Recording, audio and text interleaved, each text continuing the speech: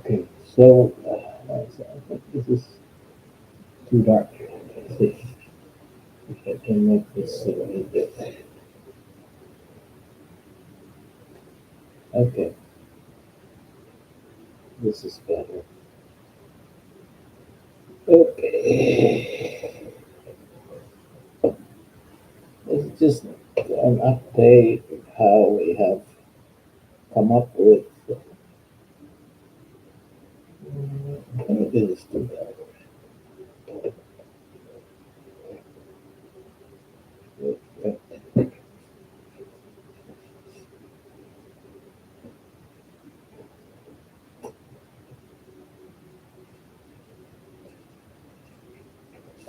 Better.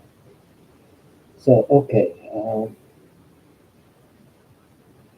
we are almost 5 years into our retirement, and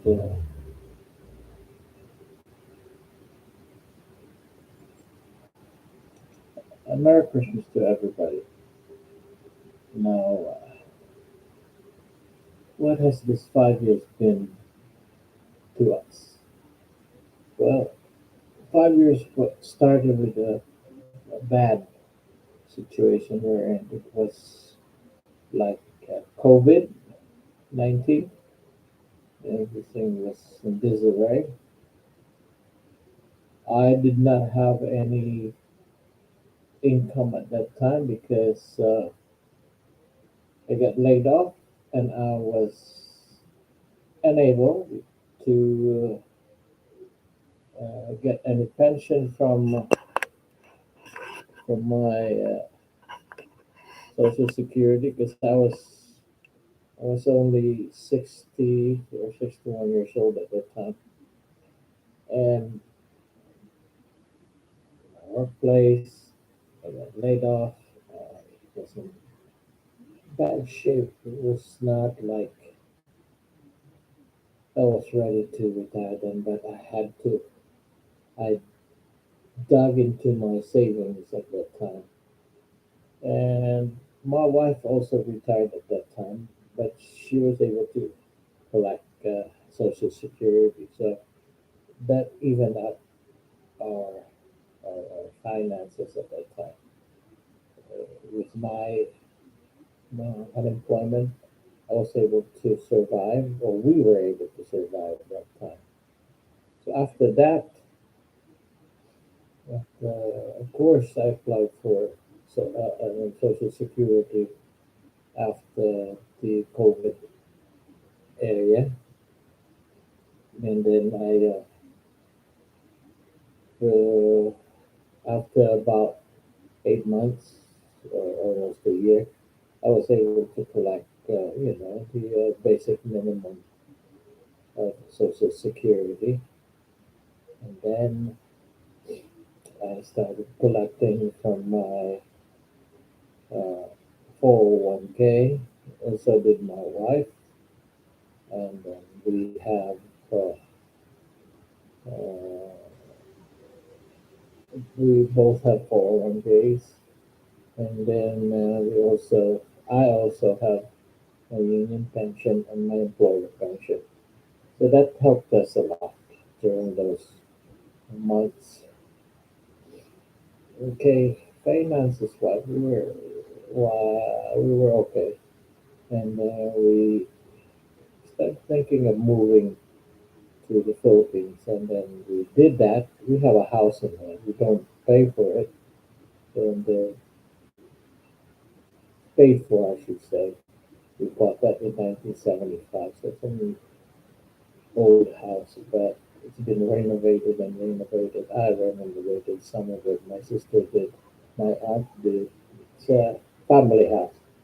But the only person that lives there right now is my sister. Okay, so that was the situation. We went over there to try it out and see if we can survive living in the Philippines. And then it was fun at first, but you know things are better here in America. Meaning, I long to see all the things and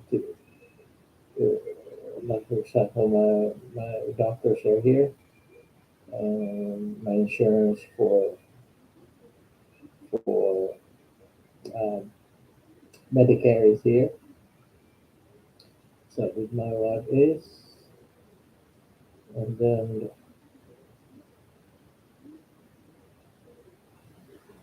and since uh, we have ailments that we have to maintain medication, we are unable to really live in the Philippines because we have to pay for everything in there. We don't have any insurance in there. The only insurance we have in there is field health that we still have to pay for. And of course, the second time we went over to the Philippines, way back in 2021, and the third one, and the second and third one, we we tried this. Okay, see if we don't need our insurance in America. Just take that money and buy medications and doctor's appointments and all that in there with minimum, field health. Now, with regards to medications, fine, I could find most of it, but not all of it. And then it is funny because I'm paying a Medicare Advantage of $174, and it's going to increase to 185 next year, 2025. Now, if I add both of our money and take it to the Philippines and leave our insurance in here, the basic Medicare insurance, Part A and B, and then just rely on whatever we can get in the Philippines, paying for like minimum insurance about 1,000 or $2,000 or 3,000 to $5,000 a month. That includes hospitalization, but we still have to pay for our laboratory exams and all doctor exams. Now, if we take that money 174 times two, it's 130 something. We would take that 145 or 345 or 340. If we take that to the Philippines and pay for our own medications and insurance, it turns out that the same amount of money that we are paying for our Medicare Advantage would be able to suffice for medication and doctor visits. However, as I said earlier, even if we can afford all these medications in the Philippines, the problem is that it's not available, all of it. So we still have to, you know, have somebody send the medication from here in America to the Philippines for that matter. Well, let's see. After 5 years, the there are the finances that we have are as follows: the two 401ks, my 401k and my wife's 401ks. They were supposed to last that 5 years, and then that's it. Because that we chose the 5 years, like the big money every month until they run out in 5 years. So guess what? They all run out before 5 years. So we don't have that anymore. So two, that's close to about, for both of us, that's close to about $1,000 a month that we lost because it's no longer there. Now, the good thing is that our Social Security has been increasing from, at one time there was a 9% increase, and then 5, and then 3, and for next year it's 2.5% increase, which is manageable because now we are both of our pension combined for 1 month in next year's money will be close to $4,000. It is affordable. Wait a minute. Which is we are able to pay for the house mortgage, medications, and all the living allowances. Now, since there's no more 401k, the additional money that you also get is only my wife's other pensions are gone. They didn't have employer pension, or she didn't even have a union pension. However, I have my employer pension, which is not much. It's less than $200 a month. But that's okay. And my union pension. My union pension remains the same all throughout until I die. And if I die, my wife gets it. Uh, that's it. So, in a way, the pension we have was cut by about almost 1,000 because of our foreign workers getting done over with. However, since there are increases in Social Security every year, it might not be as big as it is, but at least it ties up on, on our budget. The other thing that happened was that a year ago, over a year ago, our house got flooded here because of a slab leak that flooded everything else. The insurance, the State Farm insurance did not cover everything. I had to put up over $25,000 of my money because they did not cover everything. Although they paid for the repair, they paid for our hotel. Excuse me.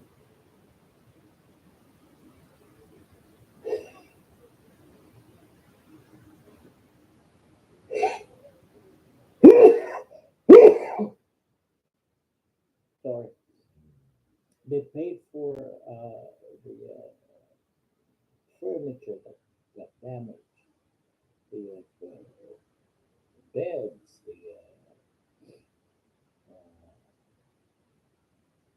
washing machine that got wet, and all that stuff. However, they did not pay for everything. As I said, they did not cover the insurance did not cover because they're stupid. I mean, they're very stupid. You are insuring your house, but it's as if I am insuring them because check this out. Slab leak, if it does not come in uh, to your house, there are so many restrictions. You have to do maintenance. You have to do if you do not satisfy any of those, it will deny your claim for slab leak. It took me forever. It took me 1 year for them to assess everything, and I said forget it. Then I went to a lawyer, and the lawyer said, "I forget it. You will not get anything from them, so it's just a waste of time and money." So I ended up paying for the repair of the whole house repair for the plumbing because they did not cover that. However, it's all done now over.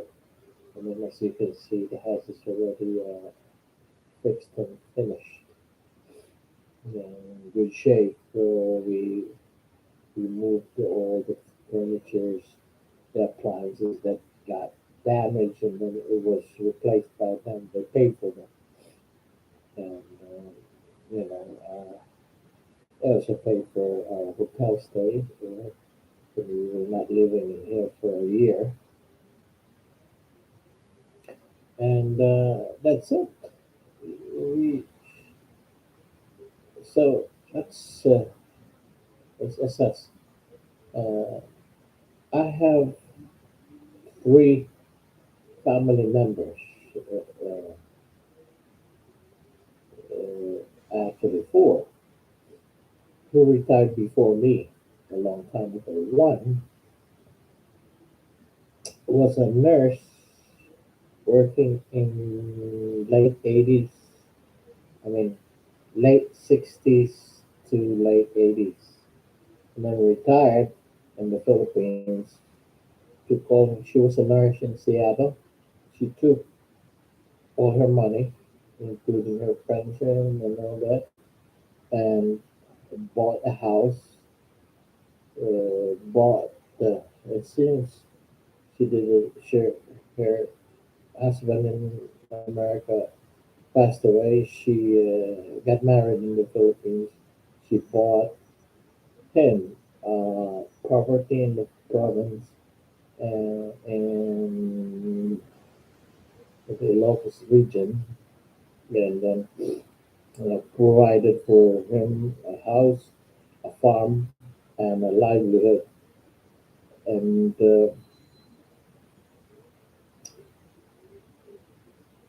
that's where we bought the house from her way back in the 80s. I said we were in the 70s in that house, but that was not ours in the 70s.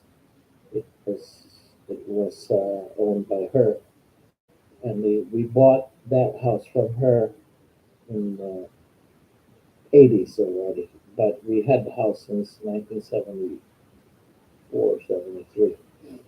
Now the house is paid for. I had put up some money on it. My aunt did about 85%. My mom did about 10%, and I paid for about 5% total cost of that house in Quezon City. Now, we don't. It's a the house in my house, our house. I have a place in that house that I renovated, and I um, I actually, I I repaired a house to make it look like a studio condominium type.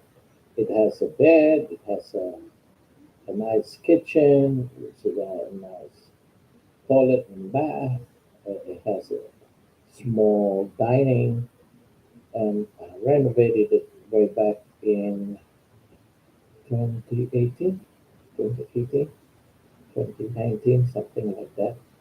And I paid for like,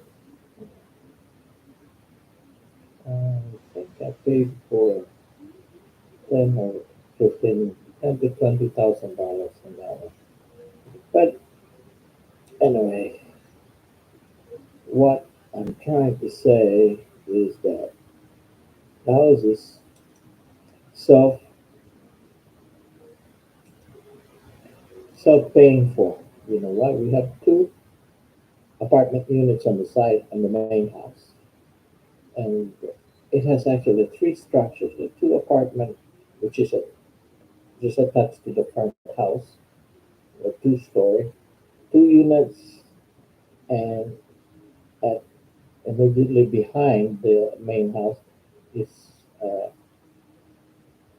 four-story building. I occupy the first floor, and my sister occupy second, third, and fourth floor. And my brother is in the main house, and my aunt is in the main house. But they don't live in there anymore. They are, my brother's in Canada, my aunt who is retired and she's about 85 years old.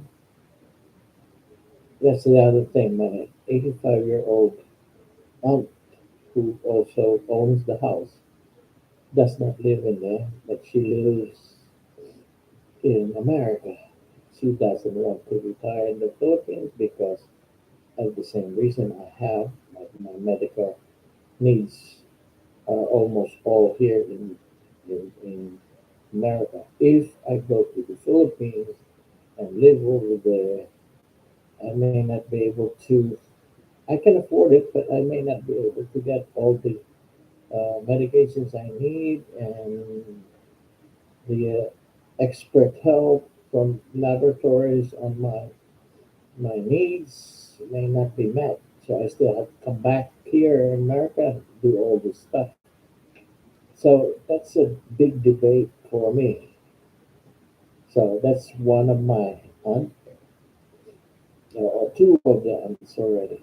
The other auntie went back to the Philippines after retiring, and then she got bored. She went back to Florida and got married over there, but another retiree. Now the husband passed away like 10 years ago. 10 years ago, she went back again to the Philippines and lived over there. She had a clinic in the province, but she got problems with the adopted son, having drugs and all that. So she had problems with relatives over there. And even though she has sufficient money, to live in the Philippines, she was not happy. So she went back to America, lived in Florida. Uh, she passed away over there recently. So I already gave you three.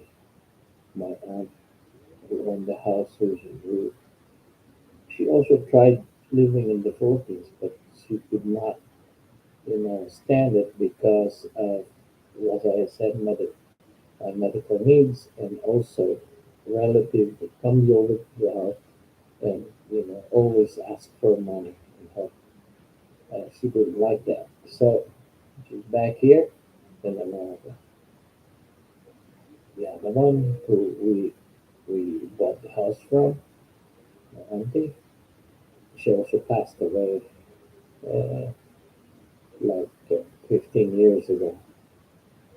So that's three. The fourth one was my grandfather. Grandfather, of course, he came over here way back in the early early 80s, and he couldn't stand the cold. He went back and passed away 1986 in the Philippines. So he went back, and so I can't recall of any relative that is now staying in the Philippines. Only one, the one that we bought the house from way back in the 80s and 70s, who died in the Philippines. She was the only one who continuously to live in the Philippines. My aunt, who lives in here, goes back and forth, just like me. I go back to the Philippines and live some time in there, but not totally in the Philippines. Now, my aunt, who retired, went back to the village, tried, and went back again, and got married and passed away and did not go back to the Philippines. So how many did I tell you now? Auntie, and my uncle, the only uncle I have, who also lived. This is the fifth one. Also lived in America for a while.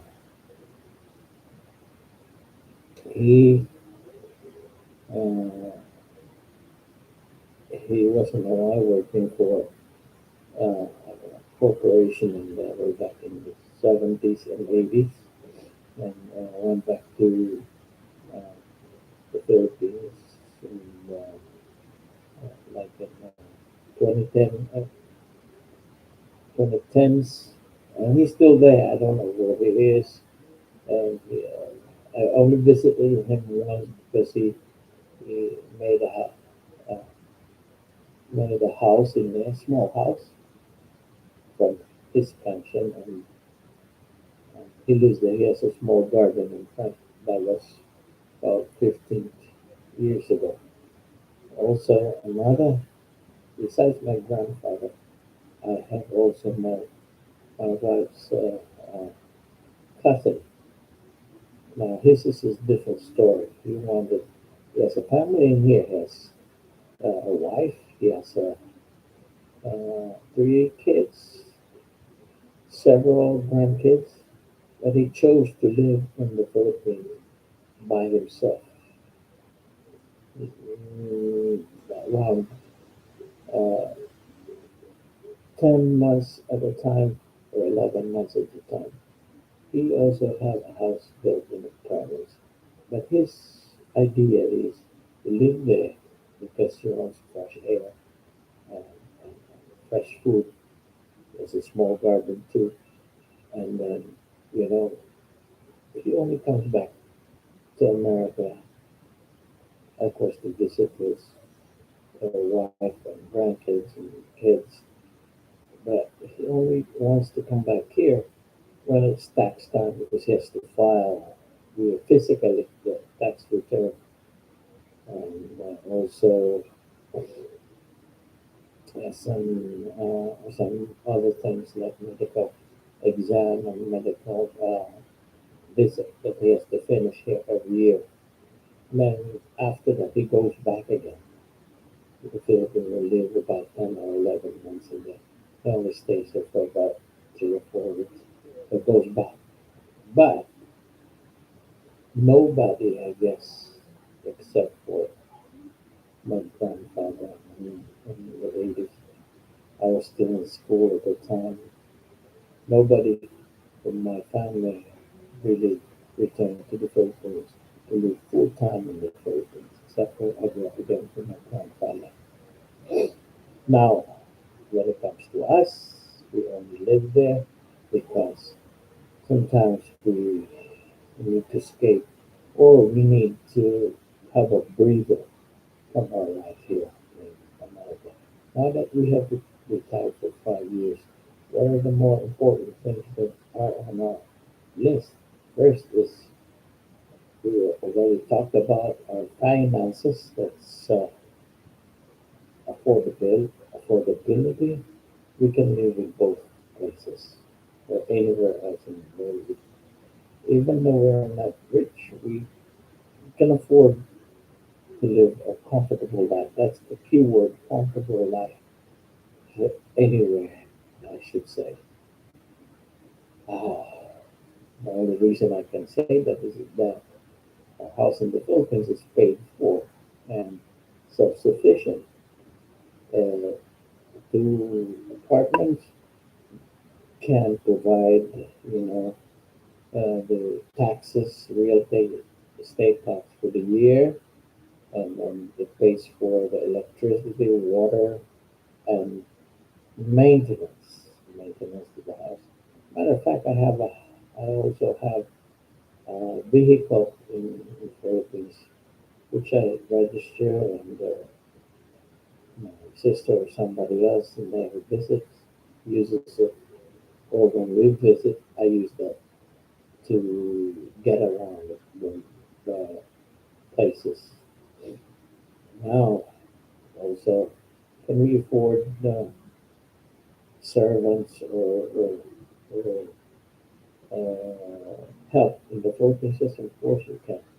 When we are in the Philippines, we pay drivers on,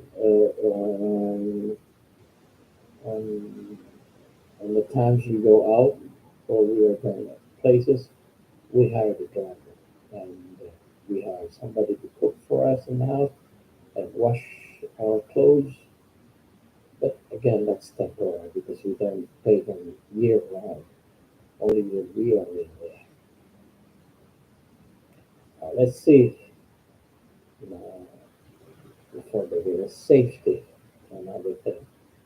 Are we safe here? No, there's no place in this world that you can be safe. In our area here, where we live, we have a report that we get to our email about what crimes are being committed every month in the basic areas surrounding us. And, home invasions, crimes against property, or say assaults or whatever, they get reported. Thankfully, the only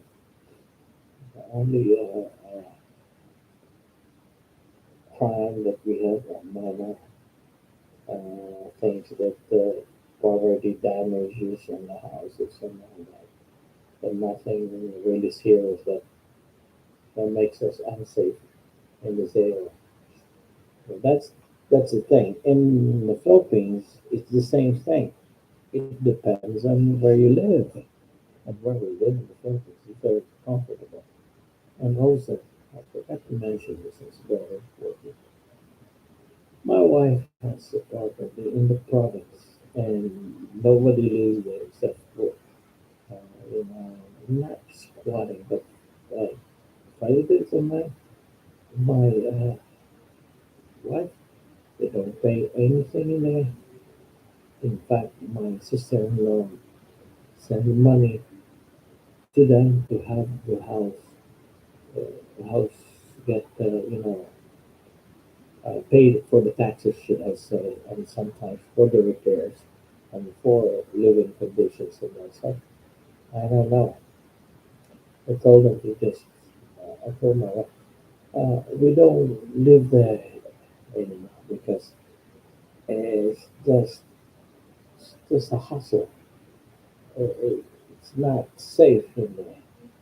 And plus the fact that we are too far away from anything that we would like to, like hospitals, like centers for shopping and all that. Told them to just sell it. We don't want to do that. Now, where was I? Safety. Safety, both are safe. Both can be anywhere. You live in this world, you can always get some bad situations. And so far as I have seen, both are safe. We don't worry about it. I go out in the house in here, do errands, and I walk all over. Nothing. It's just safe. I walk this dog. Where is this? I can't even do my target. This dog. I walk this dog. We don't have any problem. Now, in the Philippines, there's no problem to go out, walk to the nearest jeepney station where I can catch a ride. I'm okay with that. It's not bad. It's not a bad place. It's actually a safe place. Now, the safe thing. The other thing is activities. It depends on what you would like to do. But for us, we're active. We would like to move around. We never run out of activities in this area. I tell you, it's too much sometimes. And in the Philippines, the same thing. Activities, we don't have any problem. We have our uh, car in there and we just go around.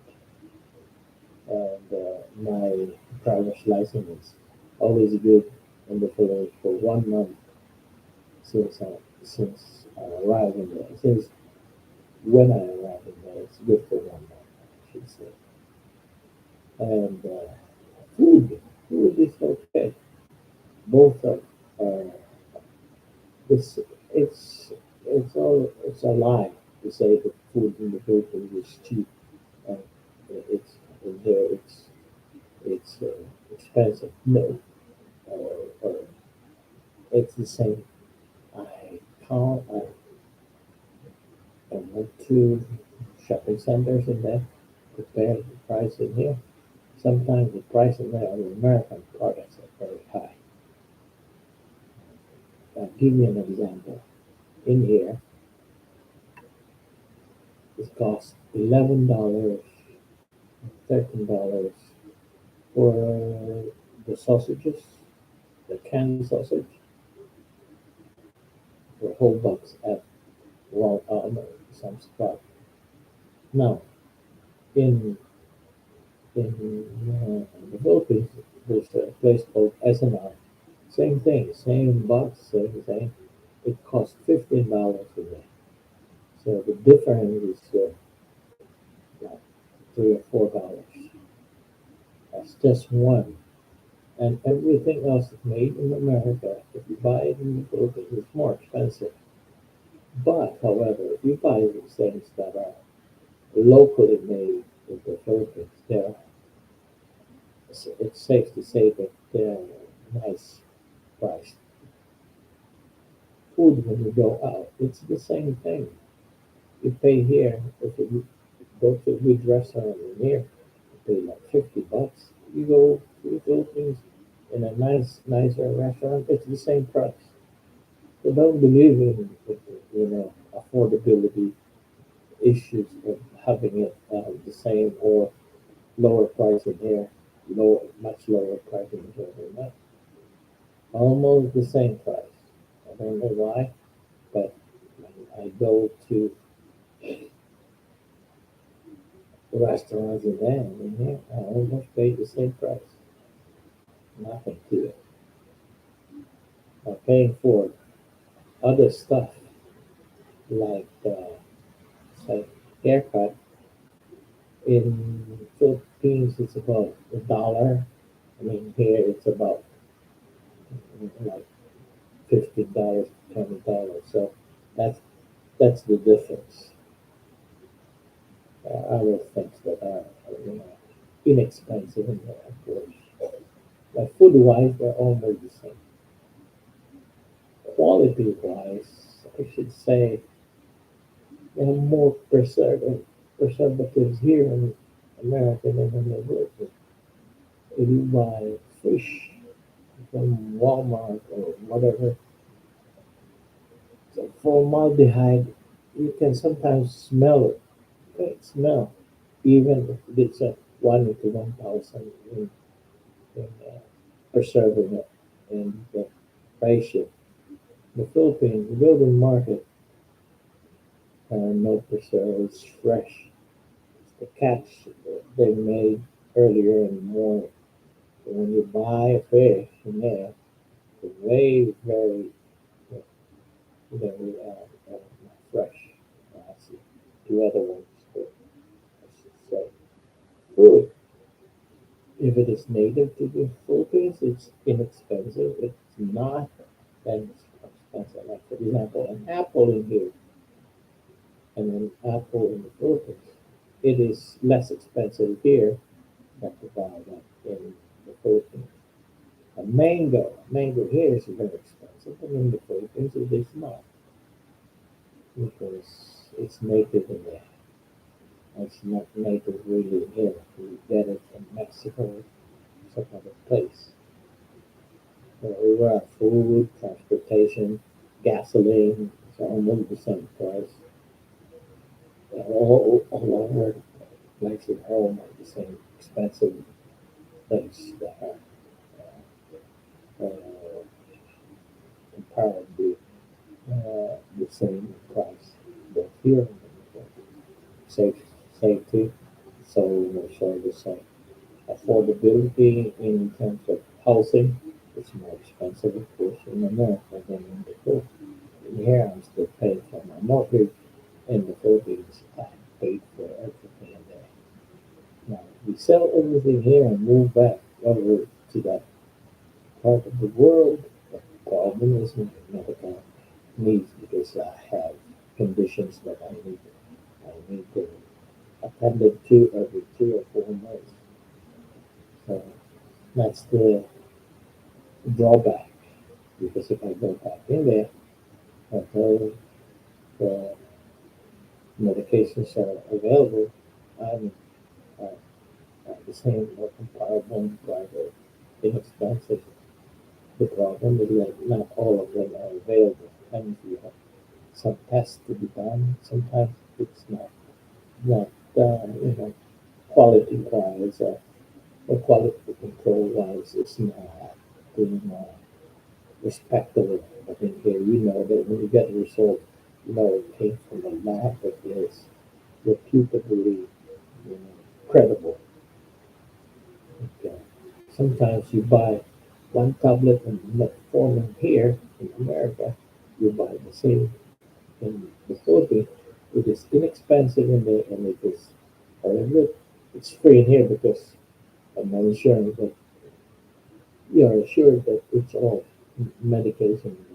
But if you do that in Philippines, it's only about 70% metformin and the 30% is I don't know chalk or whatever they put in there.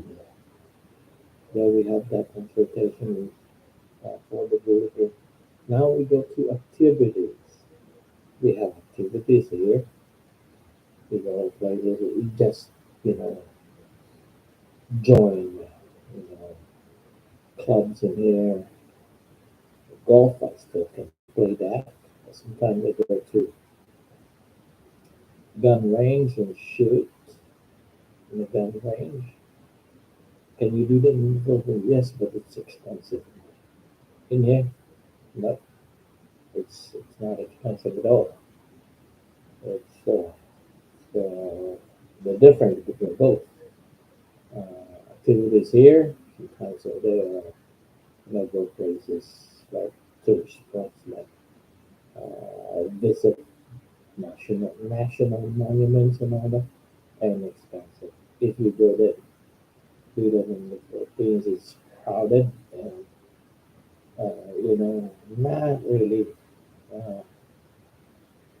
not really uh, conducive to uh, going around. But the other thing is weather. There's the food, but the weather. I hate a little bit of the weather in here because it's either very, very cold or very, very hot. In summer, it's hot. It goes all the way to about 110 or more degrees. And in the Philippines, it's only one sea, even though the temperature fluctuates, it does not go way down and it doesn't go way up.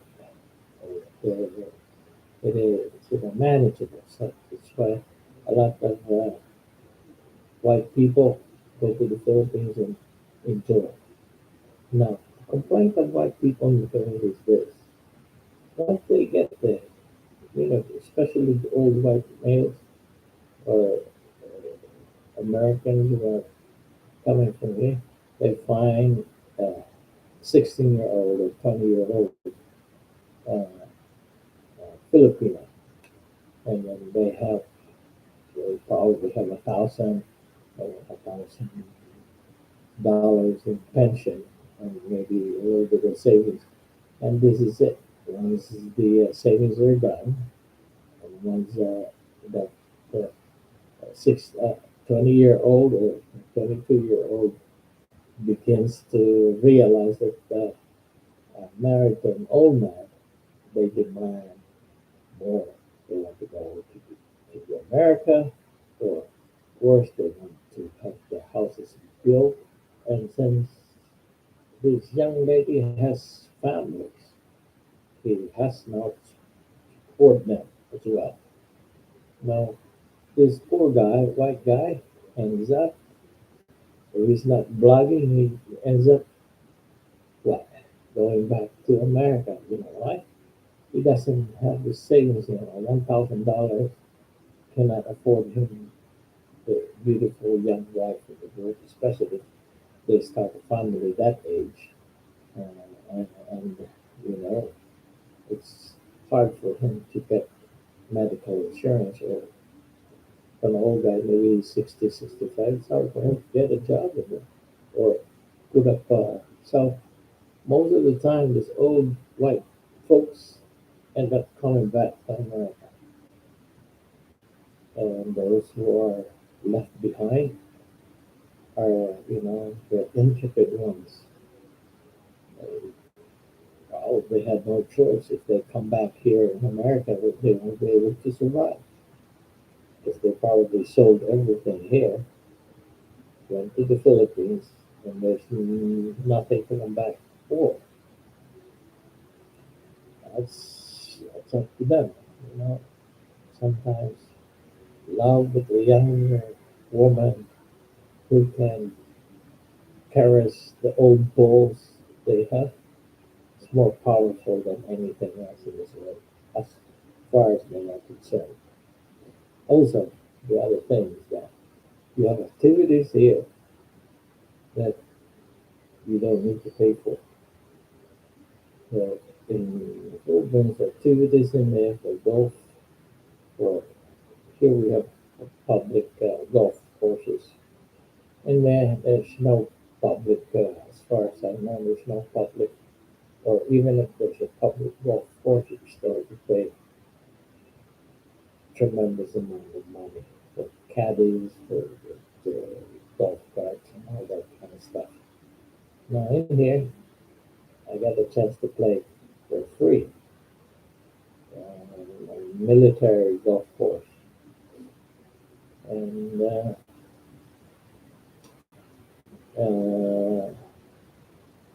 we talked about safety. What's the future with us in here? Because we have activities. I have a lot of things in my bucket list that I have still have to fulfill. And so lucky I can travel from here to anywhere, any part of the world. And my only problem is this little guy in here, and I don't have any place for her sometimes to have her stay. Every time we go out of the country, she stays in a boarding house, and she doesn't like the boarding house at all. I don't like it myself. I look at her condition; she's not like this. She has her own bed, and in here it's expensive to leave this guy's dog boarding house. Okay, so we started activities this year and last year, and we will continue to do that this year, this coming year, hopefully, even with the less amount of money that is coming in. We hope that we can maintain whatever we have we have right now. As long as our health are good, we still can travel, we still can do some stuff in here. Matter of fact, this house in here, I actually did the flooring. I did some drywalling. I did all the painting. I did all the doors, the trim, the insulation of this house. I did, and they were all inspected by the building inspector. They all passed. And I did some electrical stuff in here.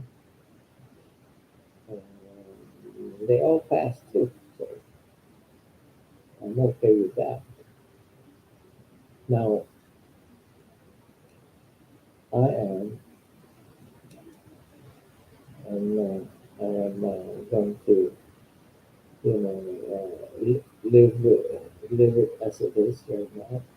Live my life, even though we have um, conditions, medical conditions. We are getting maintenance medications, a lot more, doctor visits in here from Medicare and Medicare Advantage stuff.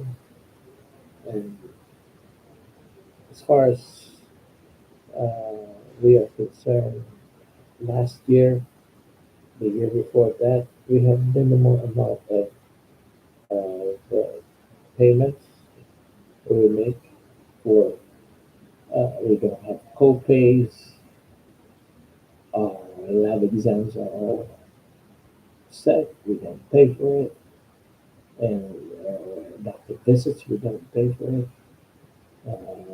Medications, 99.9%, we don't pay for it except for specialty medication. Sometimes I have to say to my doctor, it's not covered, so we change it to something that is covered, an alternative prescription that will not cost me anything at all, because they have all this tier one, two, three, four, five, six.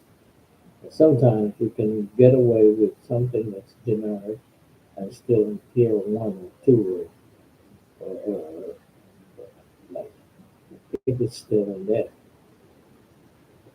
So that's it. We very much are in good shape.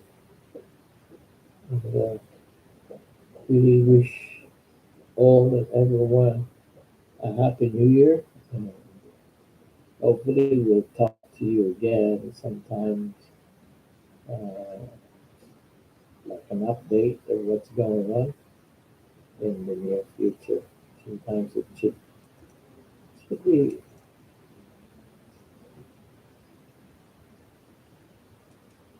uh, looks like mm, we don't have anybody talking to us. Well,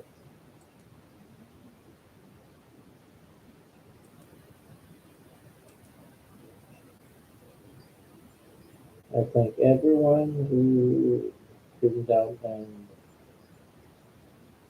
uh, find it interesting about 5 months, 5 years after retiring. And,